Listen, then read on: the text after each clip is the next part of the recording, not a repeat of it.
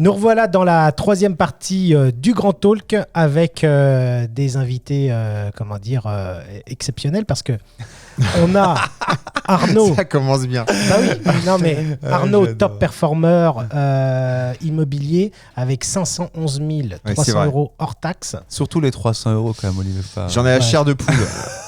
Non mais c'est important, mais en plus j'aurais pu les mettre en TTC, ça aurait été encore plus haut. Certains l'ont fait parce que ça dépasse 600 000, mais bon, on gagne que sur le hors taxe réellement. Donc autant parler hors taxe en tant que. Non mais je peux aller aussi sur les 24 mois, t'es allé à plus de 1 million et puis sur les 3 ans à 1,5 million. 1,5 million. Je veux dire que même une agence n'atteint pas les 500 000. Bah oui. Ouais, bien sûr. Je veux dire que toi tout seul. Ça veut dire que l'agence en elle-même où tu étais, elle devait atteindre déjà le million avec les autres collaborateurs. Oui. C'est marrant, pas du tout. Ah oui ?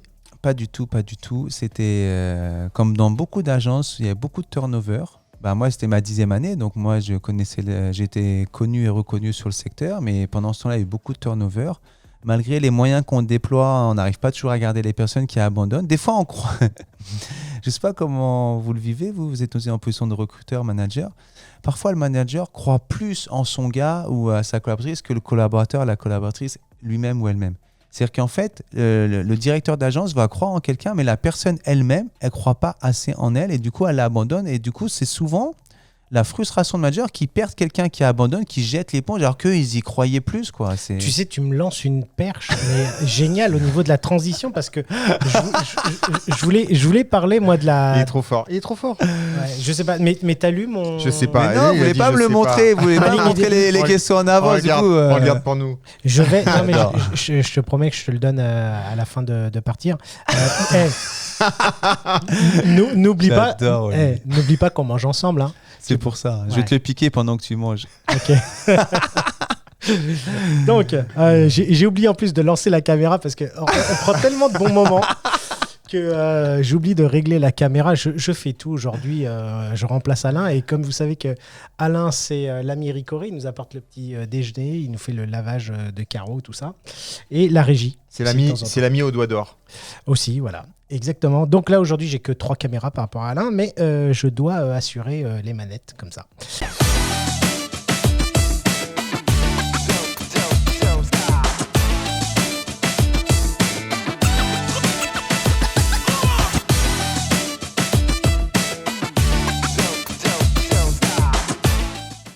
Et donc, on parlait avec Arnaud de croyances limitantes. En fait, il y a un moment où tu dis que le conseiller se sent, un peu dans le syndrome de l'imposteur.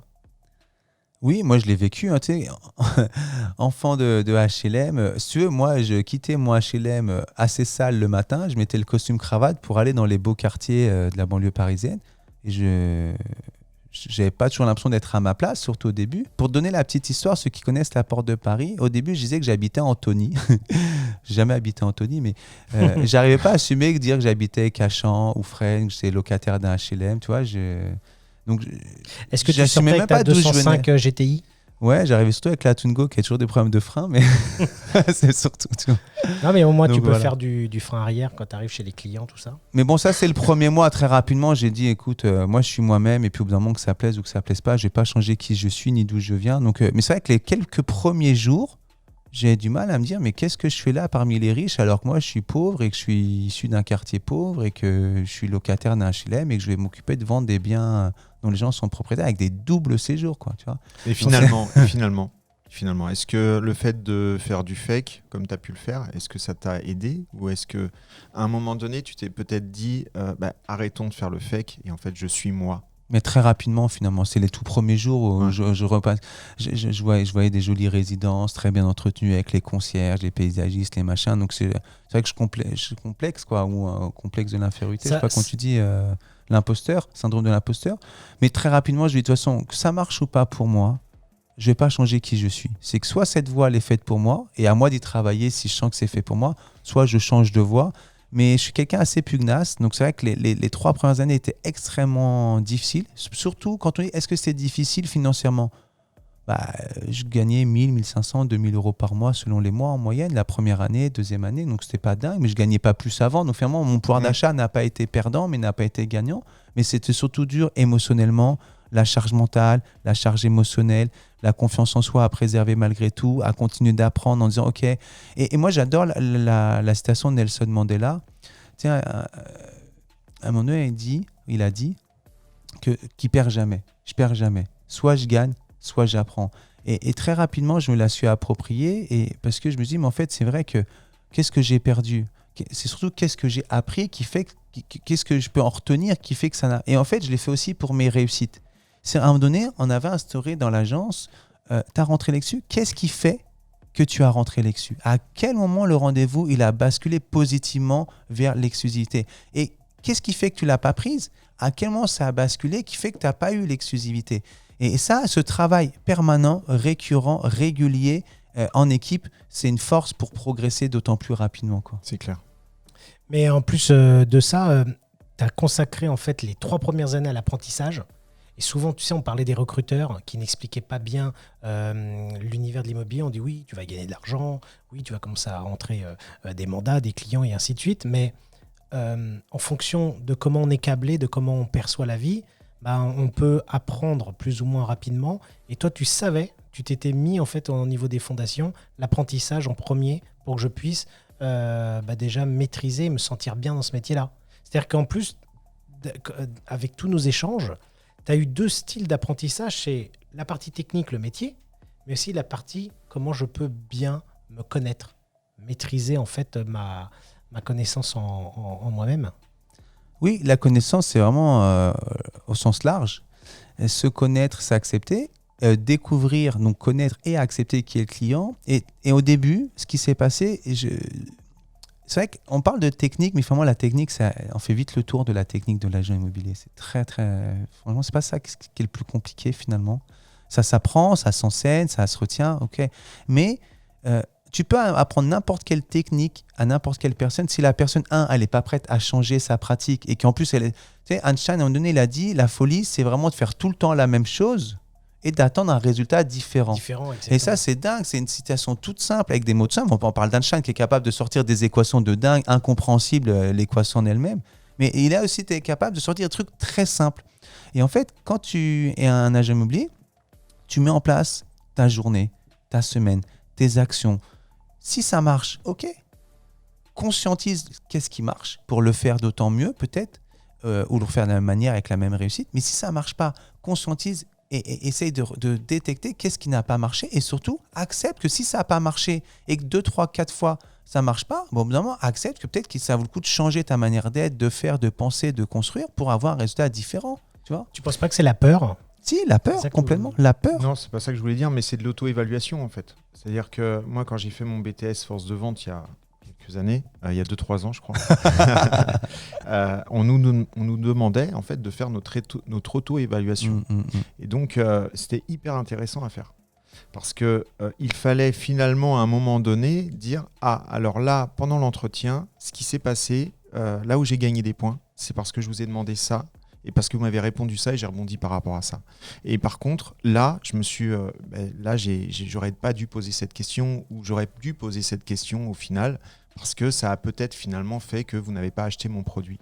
Et je pense qu'aujourd'hui, en fait, c'est hyper intéressant de l'utiliser en coaching, en agence, suite à un rendez-vous.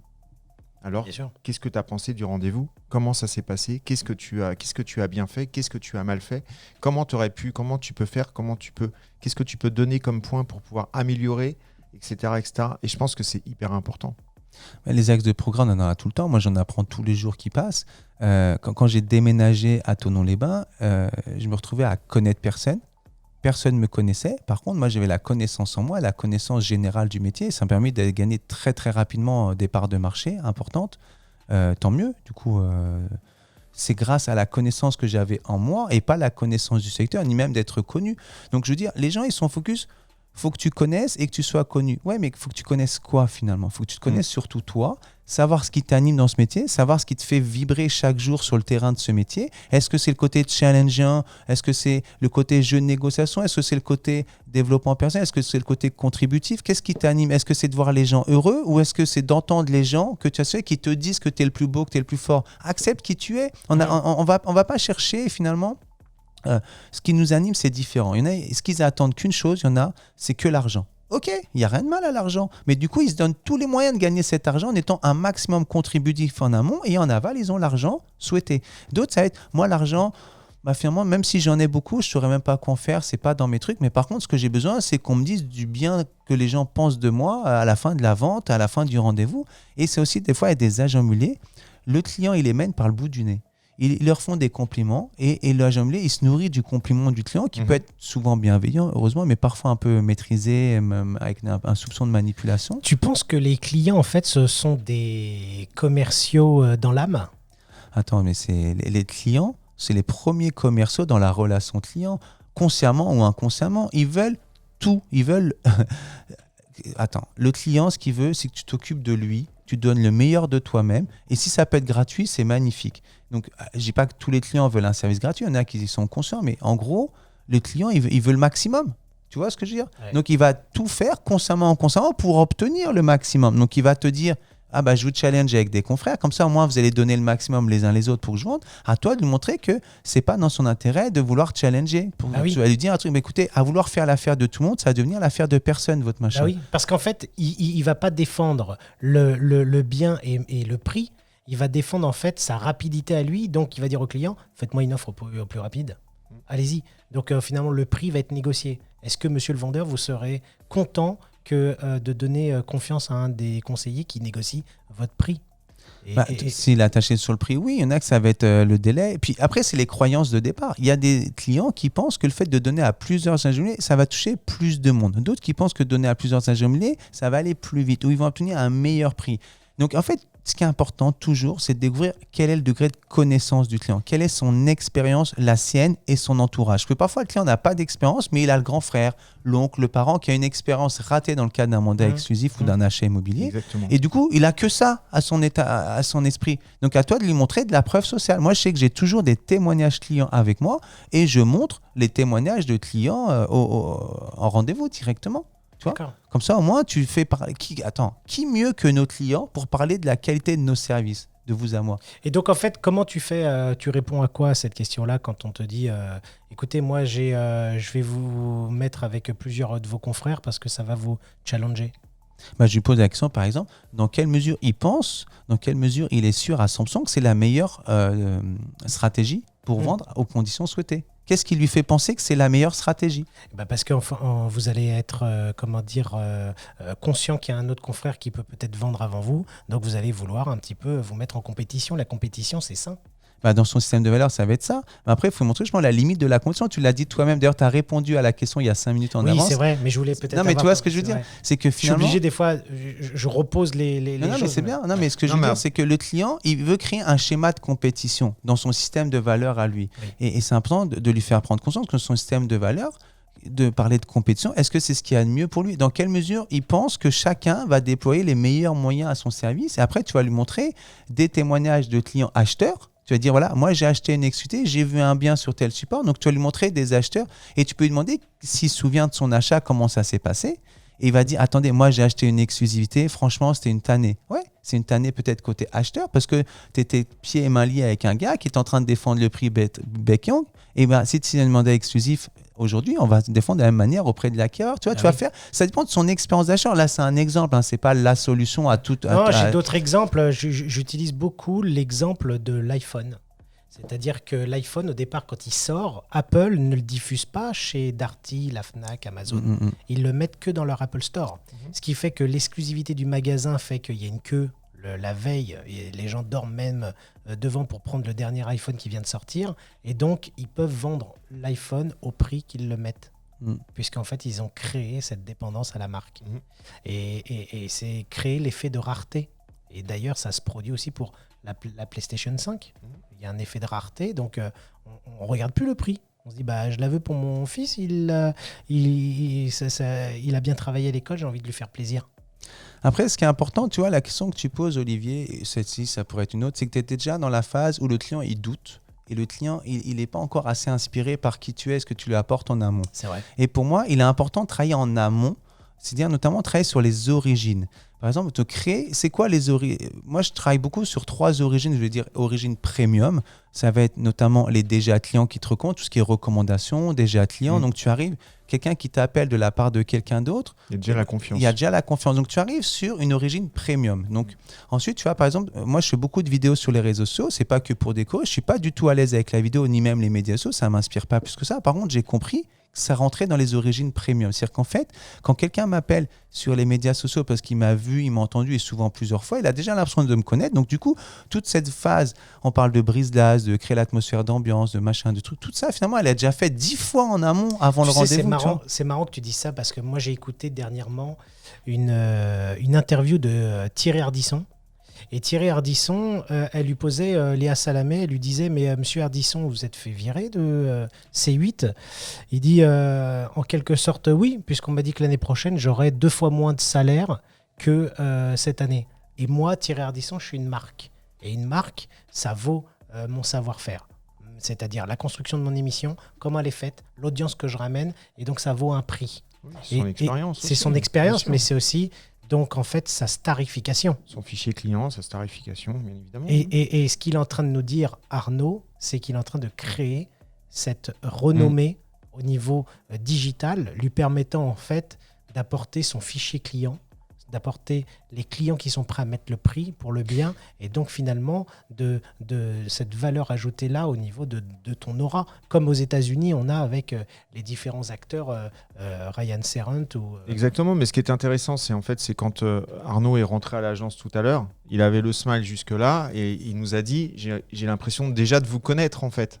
Et en fait, alors qu'on se connaît pas, on a échangé quelques fois par message, mais très très rapidement, et en fait ce qu'il a dit, c'est la vérité. C'est que les gens, en fait, finalement, quand ils nous voient sur les réseaux sociaux, il y a un moment donné, ils ont l'impression de nous connaître. Et si cette personne nous appelle, eh ben, finalement, la confiance, elle est déjà là, en quelque sorte. Après, il ne faut pas le décevoir derrière. Ouais. Mais la confiance, elle est déjà là. Parce qu'en fait, c'est toi qui veux. C'est ta personne, en fait, par rapport à ce que tu lui as montré. Et ça, c'est hyper important. Et c'est génial. Et en fait, tous les conseillers qui nous écoutent devraient passer par là. Même si c'est pas naturel de se parler, de prendre son téléphone, de dire bonjour, machin, c'est pas naturel. Mais il faut y passer parce que c'est hyper important. C'est plus une option les réseaux sociaux pour la jeune. C'est plus une option. On parle souvent des 3 axes de prospection. Il y a la prospection traditionnelle, il y a la prospection digitale, il y a la prospection événementielle. Après, dans ces 3 rubriques, tu développes et tu croises. Surtout, tu vas connaître quelqu'un sur le traditionnel, tu vas l'inviter à te rejoindre sur les médias sociaux. Tu vas créer un événement, tu vas l'inviter à te rejoindre sur les médias sociaux. Tu as quelqu'un sur les médias sociaux, tu vas l'inviter à un événement que tu organises. Soit tout est croisé. Et en fait, dans tout ce que tu développes, le but, c'est d'être connu en avance. Donc, en fait, ce qui est important, c'est de créer une stratégie qui marche dans l'écrasante majorité des cas. Et moi, je ne suis pas passionné par l'idée de chercher à répondre spécifiquement à chacune des questions précises, surtout que ce n'est pas le même client qui va la poser, ni dans le même cas. Donc, l'idée, c'est d'avoir vraiment... Tu te fais connaître en avance où tu es recommandé, tu développes les origines premium. Comme ça, quand tu es chez le client, il y a déjà un prérequis positif. Limite 80% du boulot, il est déjà fait. À toi de ne pas trop te rater dès le départ du rendez-vous pour confirmer ça. Mais très souvent, le client, il va appeler maximum 3 agences de toute façon. C'est très, très rare qu'un vendeur ait dans les marges d'appeler une 4e, une 5e. C'est très, très rare. Donc finalement, quand tu es déjà chez le client, dans tous les cas, tu as plus de la moitié du boulot qui est déjà fait. Donc c'est bien de se le rappeler, de dire, écoute, si je suis là, c'est pas par hasard. C'est que déjà, il m'a sélectionné parmi en moyenne 3 agences. Ça peut être 1, 2 ou 3, exceptionnellement 4. Donc déjà, qu'on se dise, si je suis là, c'est que j'ai un rôle à jouer, c'est que le client considère, est-ce que c'est la marque que je représente? Est-ce que c'est les panneaux qu'il voit régulièrement? Est-ce que c'est le flair dans les boîtes? Est-ce que c'est ma tête sur les médias sociaux? Est-ce que c'est un client qui est après moi? Peu importe. Si on est là, au moins 50% du boulot est déjà fait.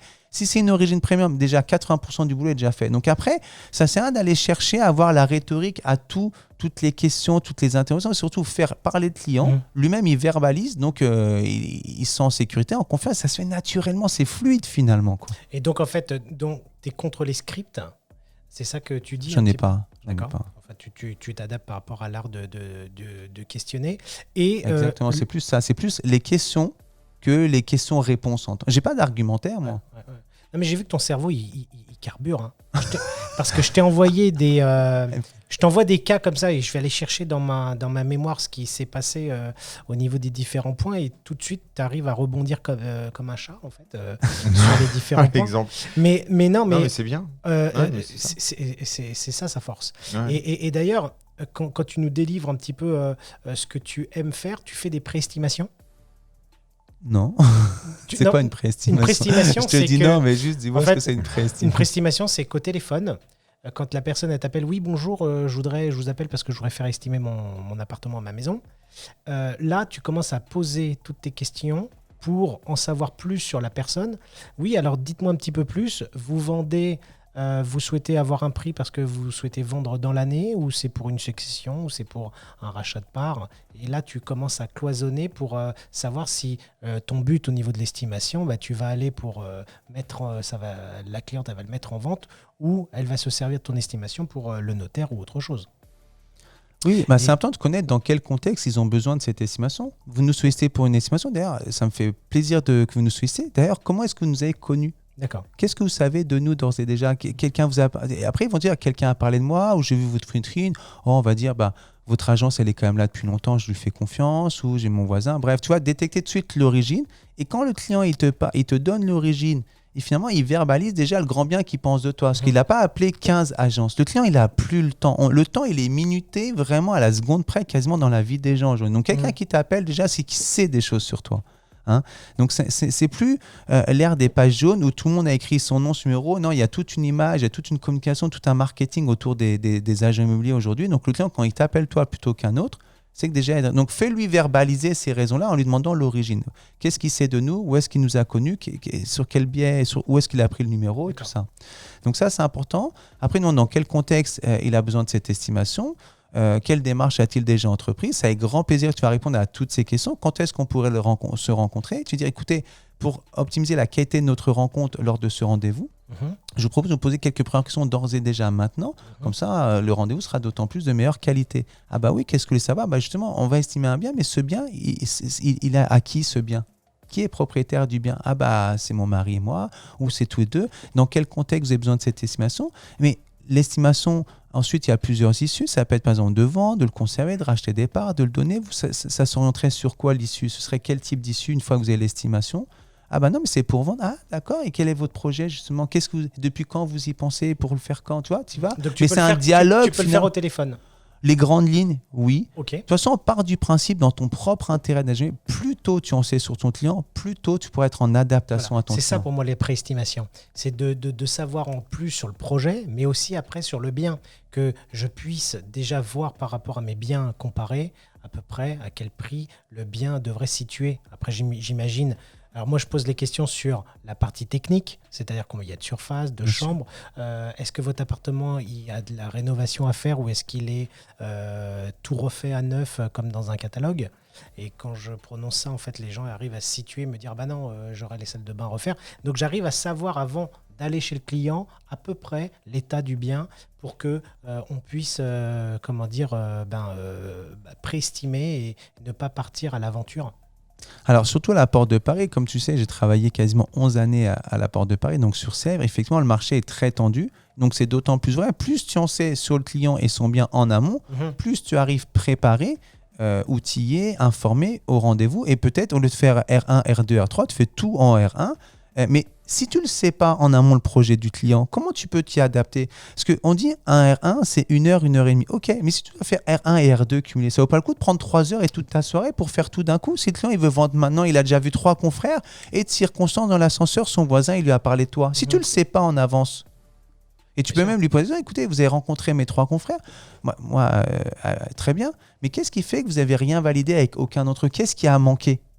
Et tu vas voir, finalement, juste avec une discussion, elle va t'exprimer ce qui a manqué. Donc déjà, elle les a blacklistés. Donc tu vas arriver en adaptation, tu vas donner une super bonne image. Elle te dit, avec ses mots à elle, la personne, qu'il a manqué des trucs, donc elle n'a rien validé avec eux, qu'elle est prête à valider quelque chose avec quelqu'un si seulement s'il manque un, mais au moins tu as les infos. Qu'est-ce qui a manqué? Elle va te sortir 3 manques. Toi, tu vas muscler ces manques-là pour ton rendez-vous, justement. Si tu le sais au téléphone, c'est mieux. Si tu le découvres sur place, bah punaise, elle voulait un catalogue des services mis en œuvre. Je markete un peu tous les services que je m'en ai. Elle voulait de la preuve sociale. Je markete un peu ma preuve sociale. Elle voudrait savoir qui a déjà vendu la résidence. Je regarde si j'ai vendu une résidence ou sur des biens qui vendent. Je le markete en avance. Donc, c'est ça.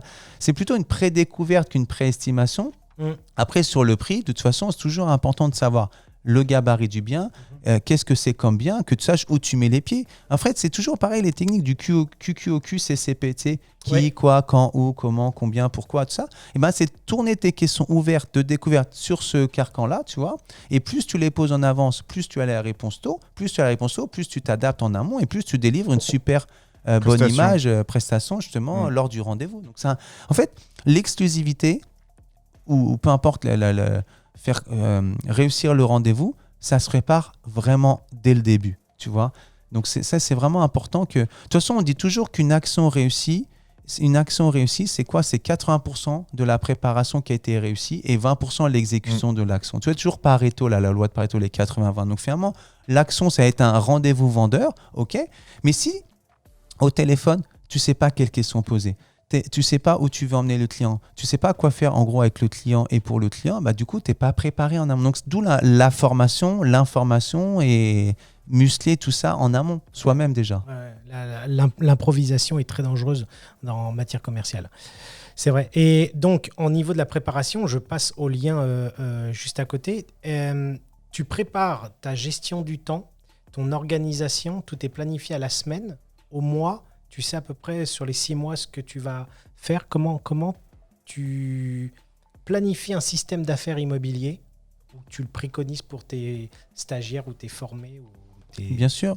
Non, mais après, au-delà des stagiaires, pour moi-même, déjà, en fait, ce que je fais en formation, je partage ce que je fais pour moi. En fait, je délivre mes recettes. C'est comme un cuisinier, il va passer des heures à chercher la bonne recette. Après, il va te sortir un bouquin et dire voilà ce que je préconise comme recette pour faire un bœuf bourguignon ou pour faire une blanquette de veau. Voilà. Ben moi, j'ai farfouillé, j'ai cherché, j'ai suivi des formations, je me suis informé, j'ai mes expériences. Du coup, j'ai des recettes qui me semblent bien fonctionner pour moi. Et ben, je me sens dans mon côté de vouloir contribuer. Alors, j'ai pas sorti un livre de recettes. Pourquoi pas un jour écrire un bouquin? D'autres l'ont fait et très bien fait et c'est très bien. Moi, c'est plutôt le faire de manière vivante, dans un partage réel, en distanciel ou en présentiel, auprès de gens qui sont inspirés par dire tiens, sa recette, elle peut peut-être être utile pour moi. Mais l'intérêt, c'est pas de sortir une recette, c'est de comprendre l'agent immobilier lui-même et lui apporter les éléments de ta recette en adaptation à qui est lui-même l'agent immobilier. C'est ça. C'est pour ça que je parle de formation coaching parce que c'est pas un livre de... À la limite, ce serait moins chronophage et peut-être même plus lucratif pour moi de sortir un bouquin, dire Arnaud Mautrève, plus d'1 demi-million d'euros, machin, a fait ci, vas-y, achète le bouquin. Mais en fait, c'est pas ce qui m'inspire le plus aujourd'hui. C'est plutôt de prendre du temps avec des gens, comprendre justement leurs peurs, leurs principes, leurs envies, leurs visions, leurs rêves, tout ça. Et les aider justement à piocher dans tous mes éléments de recette l'élément qui peut vraiment le servir à changer, à progresser, à performer. C'est du coaching. Bah, c'est pour ça que je parle de coaching sans être certifié, mais je vois pas quel autre terme, quoi. C'est un accompagnement précis, non, mais il n'y a pas besoin personnalisé. d'être certifié. Ouais, après, oui, parce que en fait, c'est ton terrain, ton expérience qui te certifie. En quelque sorte. Donc, d'ailleurs, je ne sais pas si tu aurais ça en stock. Tu n'aurais pas une vidéo de quand tu montes sur scène et que tu es certifié meilleur vendeur de chez Century? Mais je crois qu'il y en a. On pourrait mettre ça. Voilà ta certification. J'avais été filmé par plein de gens, donc j'ai une vidéo qui a été prise par un portable et qu'on voit, on entend, donc ça peut faire le job du certificat, le cas échéant. je la mettrai pendant qu'on discute, je l'avais vu. Si tu peux me l'envoyer. La qualité, je te promets rien, Olivier. Je sais que tu as bien raison d'être exigeant sur la qualité de l'image et du son. Je t'enverrai ce que j'ai avec grand plaisir de le relayer parce que c'est une qualité de portable. Bon, voilà. On voit un pixel, mais bon, on dira que c'est moi. Écoutez, vous qui voyez la vidéo, vous nous mettez en commentaire si vous reconnaissez Arnaud ou pas.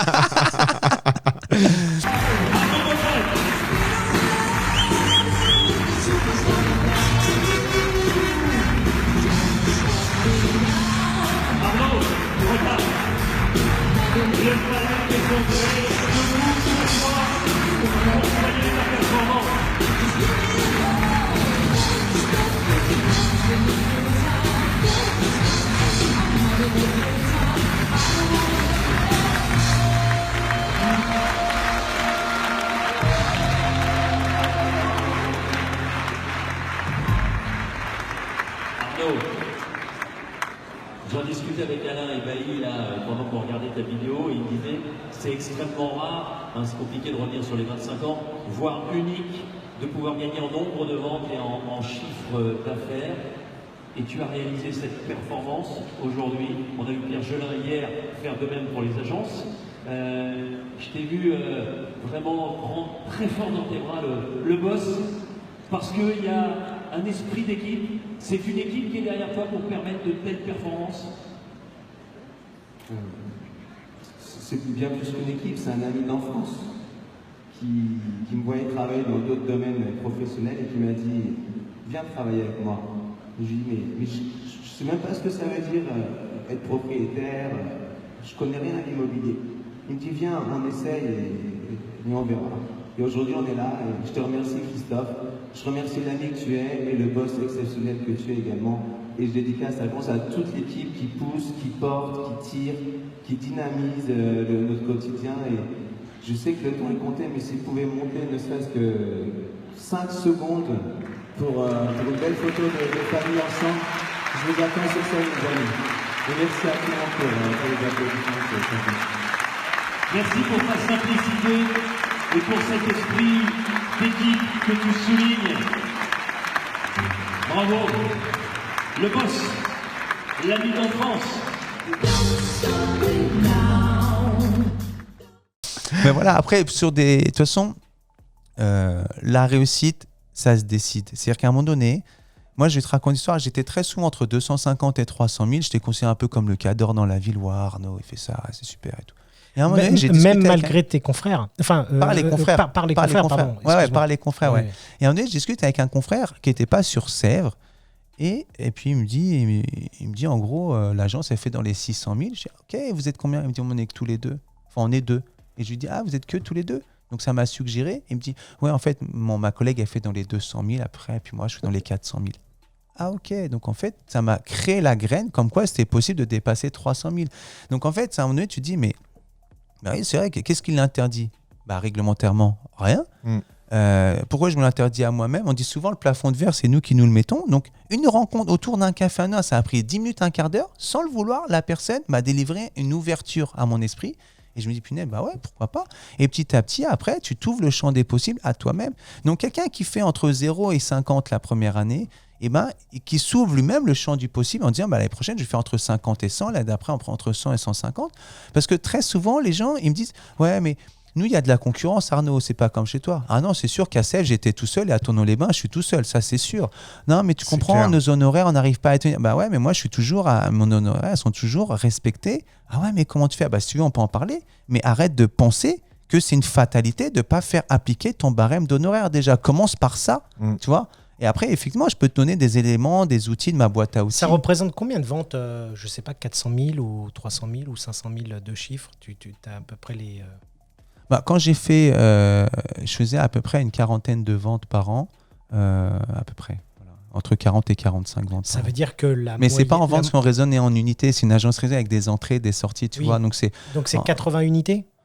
L'année où j'ai fait 511 000, là, c'est l'année civile où ça a été retenu avec le truc, c'était 83,5 unités. Donc c'est en unité, voilà, exactement. D'accord. En termes de temps, tu penses qu'on peut, tu sais, comme une voiture dans la course automobile, tu vois, par exemple, les NASCAR, on monte dans des tours très élevés. Est-ce que tu penses que le moteur peut tenir, ou même les 24 heures du Mans? Est-ce que toi, le moteur à 500 000, il peut tenir la deuxième, la troisième? Est-ce que tu penses que c'est inévitable qu'on ne puisse pas une deuxième fois challenger le même chiffre? Alors moi, mon avis, mais je comprends bien la question. Mon avis, il est simple, c'est que c'est un peu, tu vois, comme au foot. Une équipe, elle va battre une autre équipe qui était soi-disant favorite. Mais souvent, ok, c'est favori. Déjà, c'est super sympa pour ceux qui ne sont pas favoris. Tu vois, tu les mets vachement dans des bonnes conditions de confiance en eux. Tu vas, de toute façon, tu es moins fort qu'eux. Vas-y, va sur l'arène, mon grand. Donc, bon, après, ça, c'est le côté médiatique, c'est autre chose. Mais tu vois, tu vas faire un grand match ou une grande année. Eh bien, si tu l'as fait une fois, pourquoi ne pas le dupliquer? Et les gens, ils ne s'autorisent pas à dupliquer. D'ailleurs, c'est le problème des fois des grands... Enfin, le problème, je ne vais pas parler des grands champions, j'en suis pas, mais des fois, tu as des grands champions, ils font un grand résultat et le redupliquent pas, ils le refont pas. Et tu as d'autres grands champions qui refont. Tu prends Rafael Nadal, il a gagné 14 fois à Roland-Garros.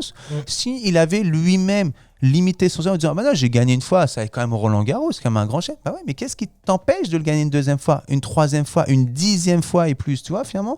Donc, tu peux le faire. Ce qu'il faut, c'est déjà le décider et accepter que ça te demande effectivement une gestion de ton temps, de ton énergie, de la gestion de tes priorités et que peut-être faire des choix. Donc peut-être que tu vas dire, tiens, le matin, si je veux vraiment me lever à 6h tout le matin pour bouquiner une demi-heure avant de commencer la journée, je vais peut-être pas me coucher à 1h du matin et faire des soirées pizza bière jusqu'à 1h du matin avec les copains. Tu vois ce que je veux dire? Tu fais ça, c'est pas compatible. Donc, en fait, si je résume, c'est comme si je faisais la Coupe du Monde. C'est une hygiène de vie et un emploi du temps très strict. Tu sais, on dit souvent Giroud, parce qu'on est allé dans un événement immobilier, l'Eventimo, où on a rencontré Djibril Cissé.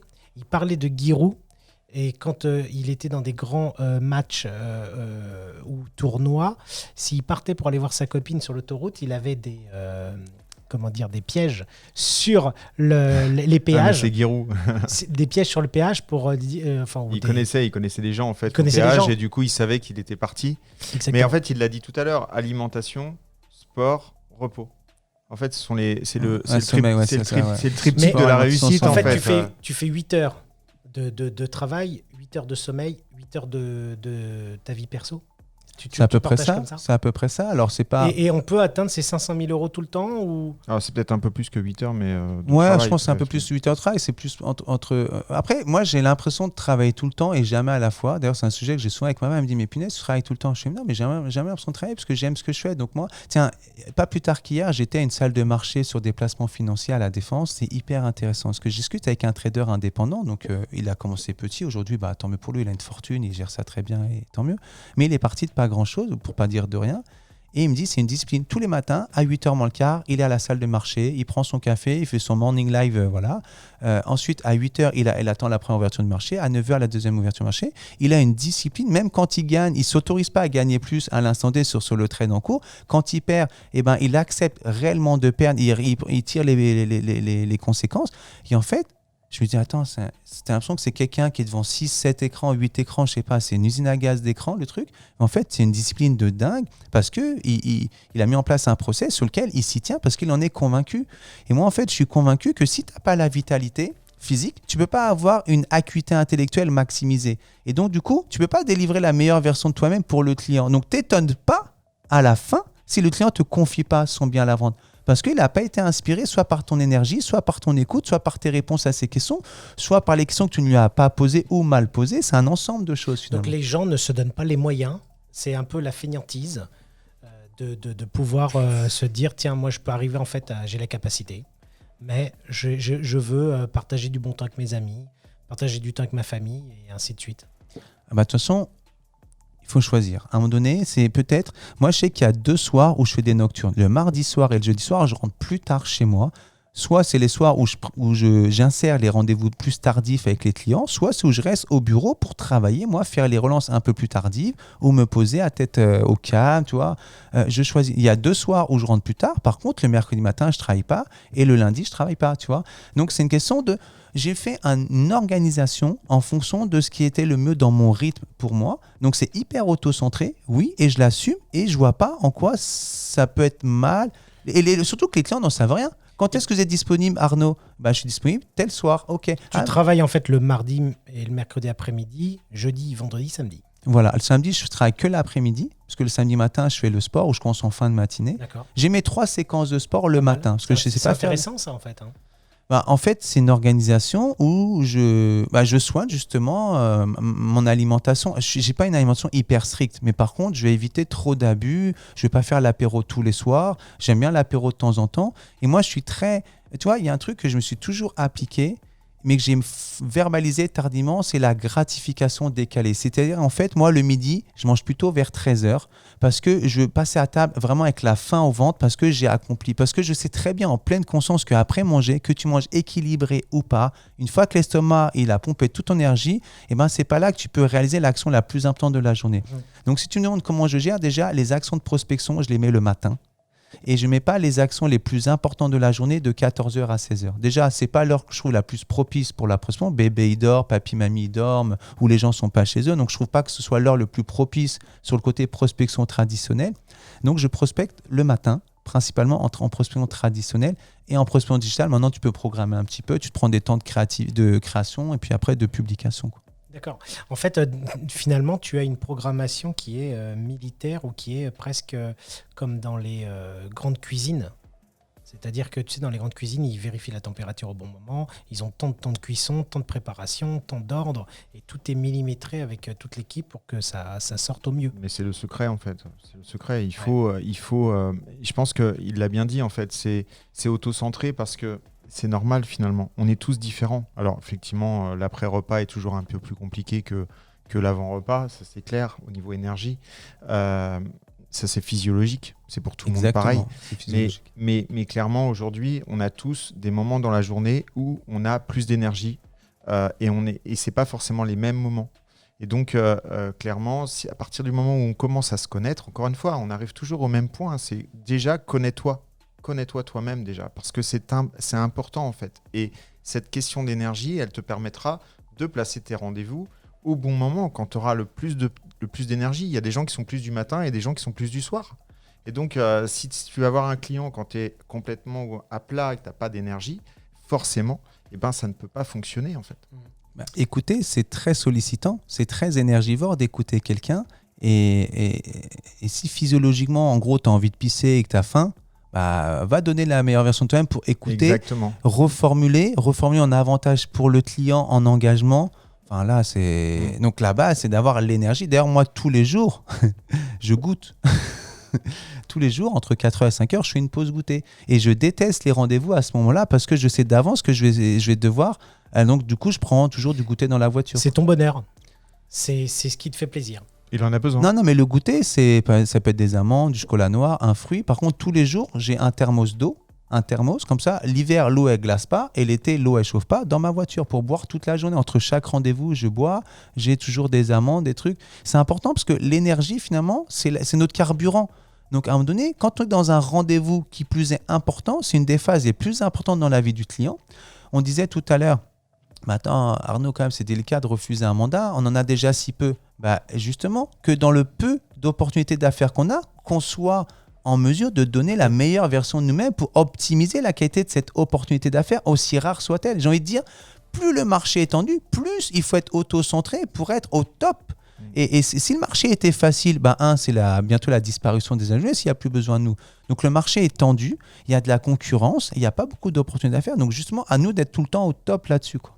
Et l'écoute active, c'est une écoute qui te demande beaucoup d'énergie. Oui, mais là, en fait, il est en train de nous dire qu'il a une alimentation spécifique pour se donner cette énergie-là et être au meilleur de lui-même. Et d'ailleurs, l'autre question qu'on peut se poser, c'est que les internautes doivent se dire, oui, mais s'il est arrivé une fois à 500 000, pourquoi il ne l'a pas reproduit plusieurs fois ? C'est parce que je ne sais pas si je peux répondre comme ça, ton équilibre, et ce que les internautes ne savent pas, c'est que tu as tes journées avec ton sport, ta vie perso et ta vie de boulot, plus tu rajoutes un nouveau métier qui est la formation et le coaching, parce que tu veux délivrer, en fait, tu as le savoir de comment monter en performance et tu souhaites le délivrer. Et additionne à tout ça, tu fais aussi du chiffre en tant que conseiller immobilier. Et tu nous disais, je tourne autour des 250 000 euros. Ouais, ça veut dire que quand même, tout le monde ne fait pas 250 000 euros. Et ceux qui ne font pas 250 000 euros, ils n'ont pas le temps de sport qui est cadré comme ce que tu es en train de faire, plus la formation où là, tu es venu sur Paris alors que tu es à 500 km et tu as été faire une formation il y a 2 jours. Donc, c'est du temps que tu ne consacres pas à tes clients. Maintenant, je limite les mandats à 5. Parce que je ne peux pas assurer plus de 5 mandats. Donc, j'ai toujours, on va dire, entre 3 et 7 mandats exclusifs en cours, parce que des fois, ils se vont tous d'un coup. Voilà. Donc, ça, c'est important. Si je tourne aux alentours de 5 mandats, mais uniquement des mandats exclusifs à mes conditions de présentation pour être sûr qu'ils s'achètent et qu'ils ne s'achètent pas au bout de 6 mois, 8 mois dans le dur et dans le dur aussi pour l'expérience client. Donc, ça, c'est hyper important. Effectivement, quand je suis arrivé, si tu veux, à Thonon-les-Bains, personne ne me connaissait. Et c'est vrai que, donc, je ne sais plus, là, on a dit Là, on est en quelle année? 2021? 2021. Ouais, donc 2019-2020, j'ai encaissé aux alentours entre 250 260 000 euros hors taxes encaissés. Pas à mi-temps, parce que j'étais pas vraiment à mi-temps, mais on va dire 3/4 de temps, quoi, finalement. Tu vois. Et c'est ton équilibre. Et aujourd'hui, c'est parfait parce que je prépare l'ascension du mont. Avant, je préparais des marathons. Quand j'ai fait 500 000, j'ai couru 2 marathons qu'il fallait préparer. À chaque fois, c'est des préparations de 3 mois. Il y a la vie de famille. Et c'est vrai que c'est tout un ensemble. Donc aujourd'hui, je suis très, très bien d'encaisser aux alentours des 250 000 en tant que conseiller immobilier de proximité. Comme ça me laisse du temps, d'énergie pour préparer l'ascension du Mont Blanc ou d'autres challenges sportifs dans la nature que j'adore. Et puis, ça me laisse du temps et d'énergie pour délivrer des formations et accompagner en coaching d'autres agents immobiliers. Donc, effectivement, s'il faut réimplémenter tout ce que je sais pour faire 500 000, qu'on ne croit pas, c'est largement faisable. C'est vraiment quelque chose, il suffit de s'y mettre à plein temps de manière organisée et de le décider en disant, OK, cette année, ce qui m'inspire, c'est de refaire 500 000, je ne sais pas, parce que c'est mon ego, parce que c'est ce qui... Mais bon, moi, ce n'est pas ce qui m'anime. Bien sûr. Voilà. Oui. Mais je sais que c'est complètement faisable et il y a d'autres gens en France, dans d'autres régions, ils font 400, 500, 600 000 régulièrement. Ils sont peut-être...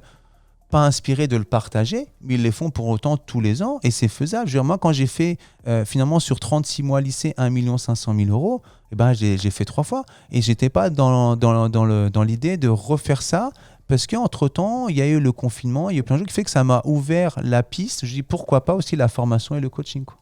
Bah, c'est une belle transition pour notre fin de vidéo parce qu'on arrive à la fin. Dis donc, tu m'as beaucoup aidé en liaison, génial. tout ça. Génial. C'est vraiment super. Ces 3 émissions, elles sont vraiment pleines de valeur. Merci les gars. Beaucoup. C'est très inspirant. J'espère qu'on a parlé un petit peu de tout. On a parlé de la gestion du temps. Tu avais quelque chose d'assez cadré. Non, c'est super. On a vraiment parlé de tout ce qu'on souhaitait parler ensemble. Je te remercie beaucoup. Mais merci à toi Olivier, merci à toi Alexandre pour l'invitation et puis ce magnifique moment qu'on a partagé, vraiment c'était fun, quoi. C'était sympa. C'était très sympa, c'est vrai qu'il y a une osmose qui s'est créée et ça a été ultra rapide. Donc à l'occasion, j'espère qu'on aura la chance d'en refaire une autre. Je remonte sur Paris une fois par mois pour la formation et le coaching, donc on trouvera bien moyen de refaire un grand talk. Grand talk. Le grand talk. C'est... Tu verras, c'est The Big Talk. La même police que Fast and Furious. J'aimais beaucoup cette franchise, donc j'ai repris le même style. Merci Alexandre. Eh bien écoute, c'est toujours un plaisir de faire cette émission et il y a des invités toujours aussi, toujours autant et toujours encore plus inspirants et c'est vraiment génial. Ouais, merci. C'est merci. Exactement ça. Merci beaucoup. Moi en attendant, on vous retrouve la semaine prochaine avec une nouvelle vidéo qui va être peut-être aussi inspirante. Sûrement. En fait, ça va être, sûrement. Ça va être génial. N'oubliez pas de vous abonner, le petit pouce bleu et laissez-nous des commentaires et puis je vais laisser toutes les coordonnées d'Arnaud si vous souhaitez le contacter sur les réseaux sociaux. Tu me diras si c'est Instagram, YouTube ou Facebook, comment on peut te contacter. Tous. Tu viens de le dire, voilà, exactement. LinkedIn aussi. LinkedIn, YouTube, TikTok si tu veux. D'accord. Voilà, tout est bon. Évitez les signaux de fumée parce que ça marche pas trop. C'est-à-dire moins parce qu'à ton nom, il est un petit peu au loin. C'est ça. Merci beaucoup, à très bientôt et j'espère que cette émission elle vous a plu, qu'elle vous a délivré beaucoup de valeur et d'apprentissage et en attendant on a le plaisir vraiment de rencontrer beaucoup de monde et de vous préparer ça et j'espère que vous le partagez avec nous et merci beaucoup. Allez, merci à tous. Ciao, bye bye. Bye bye. Ciao. Merry Christmas and a Happy New Year. A long ride home on a bus is worth it, dear. Though we are miles away and the snow doesn't seem the same, I've been singing about you every day, you and your candy cane.